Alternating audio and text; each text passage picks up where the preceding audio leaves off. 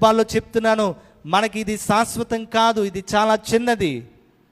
ఎవరు విర్రవీగిపోతారు ఈ లోకంలో, ఎవరు తొడగొడుతుంటారు చాలామంది. అసలు మన జీవితం ఏంటో తెలియనివారు, జీవితం యొక్క ఆయుష్ ఏంటో తెలియలేని వారు చాలామంది తొడగొట్టి చెప్తారు, నేనేంటే ఏమనుకుంటున్నావు అని మేసం మేలేసి చెప్తూ ఉంటారు. అసలు మనం తెలుసుకోవాల్సిన విషయం ఏంటంటే, అసలు మన జీవితం ఏంటంట, మన జీవితం ఊపిరి లాంటిది, నీటి బుడగ వంటిది. స్నానం చేసినప్పుడు చూస్తాం, జగ్గుతో కొన్ని నీళ్ళు తీస్తే ఎన్నో బుడగలు వస్తాయి, అదే సమయంలో వెంటనే కనబడకుండా పోతాయి. ఇలాంటి జీవితానికి చాలామంది వెర్రవీగిపోతుంటారు. ఈరోజు వాక్యం అంటుంది జీవితం చాలా చిన్నది, స్వల్పమైనది.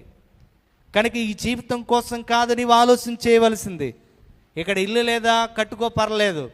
ఉద్యోగం లేదా సంపాదించు, కష్టపడొద్దని వాక్యం చెప్పలేదు. ధనాన్ని సంపాదించొద్దని వాక్యం చెప్పలేదు. కానీ ఇక్కడ ఉంటుండగానే నిత్య జీవానికి మనము ప్రయత్నం చేయాలి.